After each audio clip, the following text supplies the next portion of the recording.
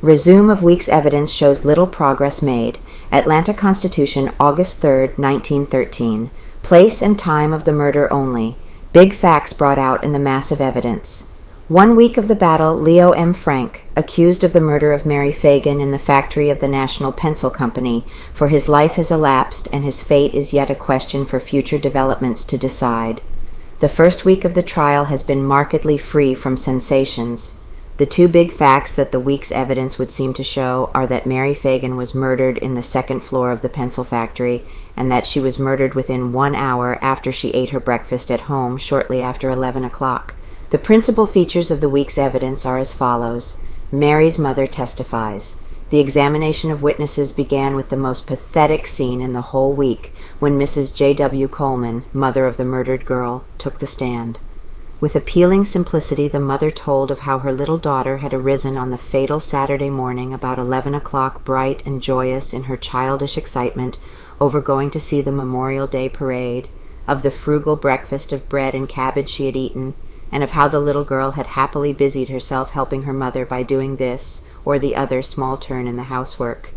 At about 12 o'clock, little Mary had finished with her chores, and dressed in a light summer frock, as fresh and sweet as a wild rose, sallied forth to meet her fate.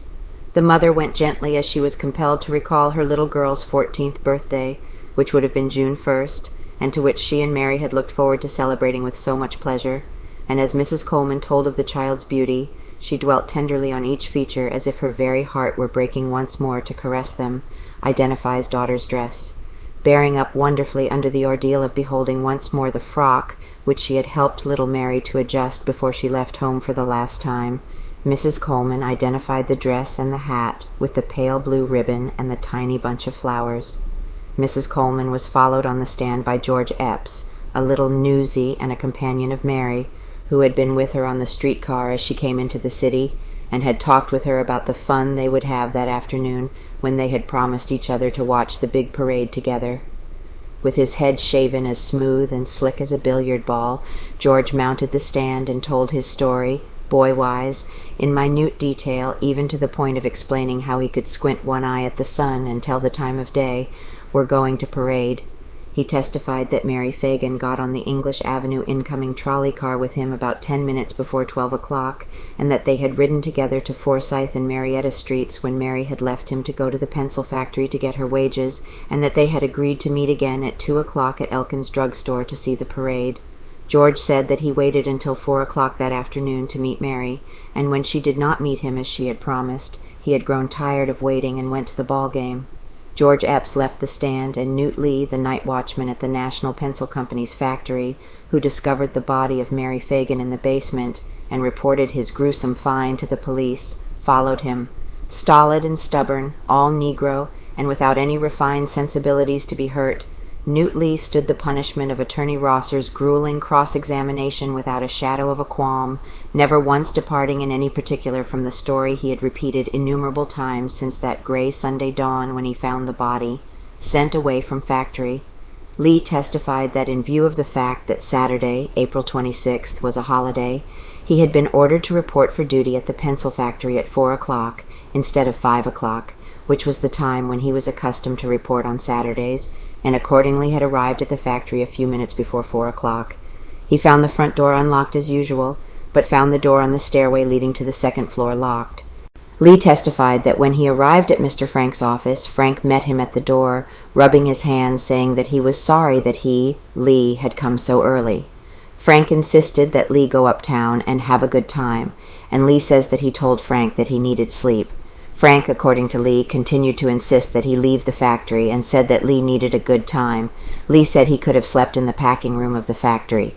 When Frank insisted, however, Lee says he left the factory and did not return until 5 o'clock, at which time he found the doors just as he had left them. Gant scared Frank. Lee said that Frank told him then not to punch the clock, as there were some workmen in the building. Immediately afterwards, Frank put a punch slip in the clock. Lee was questioned about the relations between Frank and Gant on that afternoon, and said that he saw Gant downstairs about 6 o'clock when he claimed to be looking for a pair of shoes he had left there when discharged from the factory. About that time, Frank came downstairs unexpectedly, and when he saw Gant, jumped back a little frightened. Gant explained to Frank that he came for his shoes. Frank intimated that the shoes had been swept out, but at length allowed Gant to enter the factory with Lee, at which time Gant got 2 pairs of shoes and left. By this time, Frank had also left. About 7 o'clock, Lee said. Frank telephoned to him to know if everything was all right, which action on the part of Frank had not been done before during Lee's service. Lee then explained how he had gone to the basement to the toilet about 3 o'clock, and while there saw an unusual object lying on the ground, which he investigated with a smoky lantern and found to be the dead body, which was later identified as that of Mary Phagan. Lee says he then notified the police and tried to notify Frank. Frank dropped his head. When the police arrived, Lee was taken to police headquarters and did not see Frank until he was carried back to the factory about 7 or 8 o'clock. Lee said when he saw Frank, then it was in the factory office, and that Frank looked at him and then at the door and dropped his head without saying anything.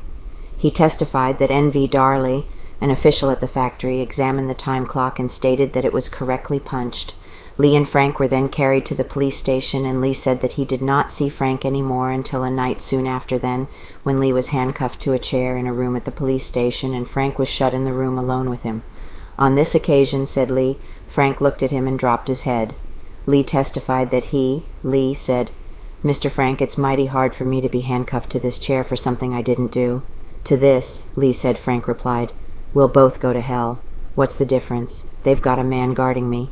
Frank then told Lee that he didn't believe that Lee killed the girl, but knew something about it. Lee told Frank that he only discovered the body, whereupon Frank, according to Lee, replied, "Yes, and if you keep that up, we'll both go to hell." The detectives came in at that time. Upon cross-examination by the defense, Lee testified that if he had inspected the basement of the building with the regularity required by his instructions, he would have found the body earlier. Thus, without sensation or the disclosure of a single fact that had not been public property for many weeks, ended the first day of the most famous murder trial in the history of Atlanta. At the opening of Tuesday's session, Newt Lee was again placed on the stand, and Attorney Rosser continued his cross-questioning without bringing out further material facts from the watchman. Girl's body found. Sergeant L.S. Dobbs, the officer who headed the squad which responded to Newt Lee's alarm, went on the stand and stated that when he arrived at the factory, Lee was apparently not laboring under excitement, but that he took him in charge and had him direct the officers to the body in the basement. He stated that he found the girl's body lying there face down with blood on the back of her head and with a cord tied so tightly around her neck that it cut into the flesh. There was also, he stated, a piece of underclothing tied loosely around the neck. The finding of the murder notes was next related, as well as of the discovery of the missing shoe and hat, and traces of where a body had apparently been dragged along the ground in the basement from the elevator shaft to where the body was lying. Tuesday afternoon, Detective J.N. Starnes was placed upon the stand and testified corroboratory to Sergeant Dobbs's story of finding the body. Says Frank was nervous. Detective Starnes brought upon his head the grueling fire of the defense when he stated in regard to telephoning Frank that the superintendent was nervous. A sharp lilt between Solicitor Dorsey and Attorney Rosser ensued, in which the former accused the defense of trying to impeach the testimony of the witness. This closed Tuesday's hearing of the trial with no material advantage one way or the other since the beginning of the trial. Affairs took a turn on Wednesday morning, however, which aroused great hopes of acquittal among the friends of the defense when the memory of John Black, who was the first witness of the morning, proved treacherous and his testimony did not pan out as the state had evidently expected. Black gets mixed up. Black admitted that he was mixed up, and could not recall to mind what he had testified a few moments before. He failed particularly in recalling dates and details in regard to the finding of the bloody shirt at Newt Lee's house. The solicitor had hoped to prove by Black that he went to Lee's home and found the shirt after Frank had informed him that there were irregular punches on the slip in the time clock, showing that Newt Lee would have had time to go home, that after Frank's house had been searched for incriminating evidence at the suggestion of Herbert Haas, that Frank sought to have Lee's house also searched, and that the bloody shirt was a plant. Black's answers, however, failed to bear these points out. Black also failed in recalling the exact time within a few hours when he and Detective Hazlitt took Frank to the police station on Monday morning following the discovery of the murder. Frank didn't see body. W. Boots. Rogers, who went with the officers to the factory at the time the body was discovered, and who was subsequently active in the investigation of the case, testified that to the best of his knowledge, Fran did not look at the body of Mary Phagan when he was taken to the undertaking establishment where the body was lying, and that he could not, therefore, have known who the dead girl was. Frank had previously testified at the coroner's inquest that he saw the body. Attorney Rosser resorted to the grilling tactics which had played havoc with the faculties of Detective Black, but was unable to confuse Rogers. Grace Hicks identifies body. Grace Hicks, who worked at the pencil factory, testified that she had identified the body as that of Mary Phagan on the morning of its discovery. She stated that during the 5 years she had been employed at the pencil factory, she had spoken to Leo Frank but 3 times. She did not know whether Frank was personally acquainted with Mary Phagan or not. J.M. Gant, a former employee at the factory, stated that he had known Mary Phagan for years, his and her family having been neighbors in Cobb County. He recalled that Frank had once asked him, "You know Mary pretty well, don't you?" Gant said that Frank appeared nervous when he went to the factory on Memorial Day to get his shoes, which he had left there when discharged for alleged shortage in the payroll. The feature of Thursday's proceedings was the failure of other witnesses to testify as the prosecution had expected, an introduction of the first new testimony since the trial began. Mary's pay envelope found. R.B. Barrett, a machinist at the pencil factory, disclosed the fact that he had found the supposed pay envelope of Mary Phagan near her machine on the 2nd floor. Until Barrett's testimony, the question of the pay envelope had been a mystery. Barrett also stated that he had discovered bloodstains on the floor near the girl's machine and had found strands of hair on the machine. The bloodstains, he said, had been smeared over with some sort of a white preparation. Barrett's testimony, as did the testimony of other witnesses, seemed to bear out the contention of the solicitor that the murder was committed on the 2nd floor. A surprise was in store for the prosecution when Harry Scott, a Pinkerton detective who had been employed by the defense, was placed upon the stand. Solicitor Dorsey sought to prove by Scott that Frank was nervous the first time he saw him, but contrary to the solicitor's expectations, Scott testified that such was not the case. Solicitor Dorsey became somewhat excited at this turn in the detective's testimony and intimated that he had been trapped. Scott did, however, testify that Frank was nervous at police station. He also stated that either Frank or Darley had told him that Gant had been very familiar with Mary Phagan. Defense wanted evidence first. Scott declared that Herbert Haas, one of Frank's attorneys, had suggested to him that the Pinkertons turn over to him all evidence found before turning it over to the police department. Scott said he declined to do this, declaring that he would give up the case first. Montine Stover, a former employee at the pencil factory, declared that she was in Frank's office on the Saturday of the murder from 12:05 until 12:10, but that she did not see Frank. Frank has claimed that he was in his office at that time. Dr. Claude Smith testified that he had examined the bloodstains of the shirt found at Newt Lee's home and the blood found on the pencil factory floor, but was unable to decide whether or not it was human blood. Elevator power box unlocked. When E.L. Holloway, an employee of the pencil factory and the last witness of the day, was placed upon the stand, his testimony also turned out to be not all that was expected of him.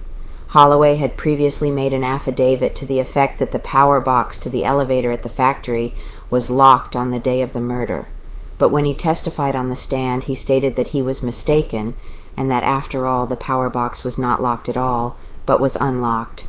With the attorneys for both sides greatly ruffled on account of the failure of the witnesses to testify as they had been led to believe they would, Thursday's hearing was closed.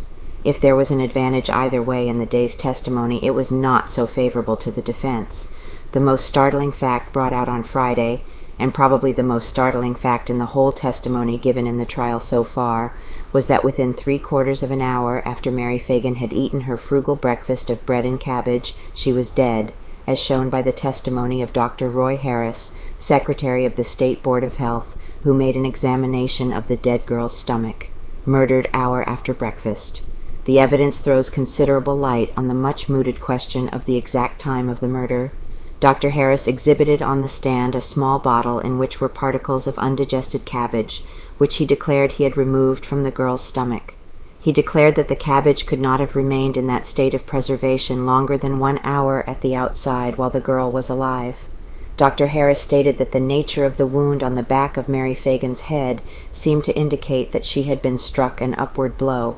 The blow on the eye, he said, looked as if it had been inflicted by a person's fist. Dr. Harris was unable to testify positively as to whether Mary Phagan had been outraged or not, although he said there were indications that such was the case. Dr. Harris's testimony had to be discontinued within a few minutes after he took the stand, when he was attacked by a fainting spell as the result of recent illness. His testimony will be resumed as soon as his physical condition will permit, says Frank Didn't Eat. The testimony of N.V. Darley, assistant superintendent of the pencil factory, who followed on the stand, was to the effect that Frank was very nervous on the morning following the murder, but on cross-examination, Darley also testified that he had on 2 other occasions seen Frank equally as nervous. Albert McKnight, husband of Frank's cook, stated that he had seen Frank in the dining room of his home when he came home for lunch on the day of the murder, but that he did not see him eat anything. There were several other witnesses who testified to minor details.